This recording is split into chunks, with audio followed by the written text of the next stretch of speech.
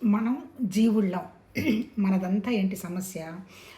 అంటే మన దగ్గర ఏంటి ఆలోచన, జ్ఞానం ఉన్నది. తర్వాత ఏంటి 24 గంటలు ఐడిల్‌గా కూర్చోలేము. ఏదో ఒక పని చెయ్యాల్సిందే.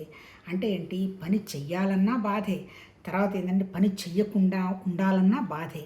ఇది మన జీవత్వ లక్షణం. తర్వాత ఏంది మన లైఫ్ మనని మనం పరిశీలించుకుంటే అంతా కన్‌ఫ్యూజనే.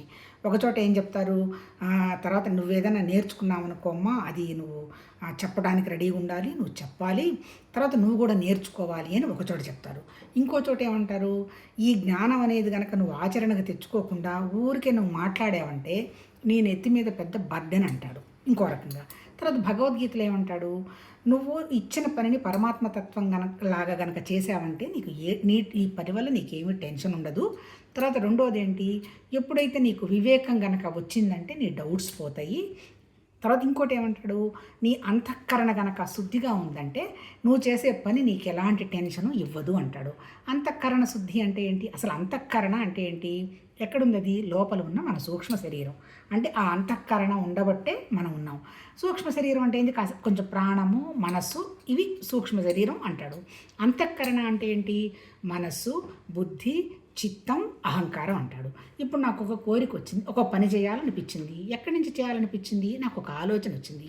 ఎందుకు వచ్చింది నాకు ఆలోచన, నా చిత్తంలో అంటే నా చైతన్యంలో, నా జ్ఞానంలో నాకు ఆ జ్ఞాపకం ఉన్నది. దానికి అనుగుణంగానే ఆలోచన వచ్చింది. ఆలోచన వచ్చిన తర్వాత నేనేం చేస్తాను, నా మనసు పెడతాను, చేద్దామా వద్దా అని నేను ఘర్షణ పడతా. దాన్ని సంకల్పం వికల్పం అంటాం. మళ్ళీ మనసు చేస్తుంది.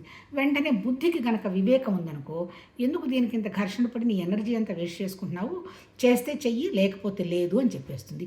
చెయ్యి అన్నది ఎలా చెయ్యాలని ప్లాన్ చేసుకుంటూ పోతాము.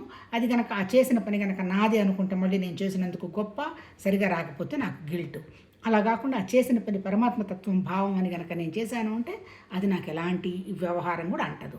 మరి అది అలా అంటకుండా ఉండాలి అంటే నా బుద్ధికి ఏముండాలి, వివేకం ఉండాలి. వివేకం అంటే డిస్క్రిమినేషన్. ఇదిగో ఇది పని, ఇది భగవంతుడి ద్వారా జరగబోతోంది, చేసేయి. ఇది నీకు అనవసరమైన పని, దీని జోలికి నువ్వు వెళ్ళవాకు అని నిశ్చయం చేసేది ఎవరు, బుద్ధే. ఎక్కడుంది ఈ బుద్ధి మళ్ళీ, మనసన్నా బుద్ధన్నా చిత్తమన్నా అహంకారమన్నా ఒకటే, స్ట్రక్చరల్గా ఒకటే, కానీ ఫంక్షన్స్ వేరున్నాయి కదా. చిత్తం అంటే జ్ఞాపకం, ఆ జ్ఞాపకంలో నుంచి ఆలోచన, చేద్దామా వద్దా మనసు, చేసేయి అనేది బుద్ధి. మళ్ళీ చేసేది దేంతో, అహంకారంతో. అల్టిమేట్గా భగవద్గీతలో కూడా ఏం చేస్తాడు, నీకు క్లారిటీ ఉండి ఆ పని మీద కనుక నీకు చెయ్యగలిగినటువంటి సత్తా ఉంటే ఆ పని వల్ల నీకు ఎలాంటి టెన్షన్ ఉండదు. కాకపోతే మన టెన్షన్ అంతా ఎందుకు, ఆ పని మీకు చేయటానికి సరిగా శక్తి లేక. అందుకని శక్తిని పెంచుకొని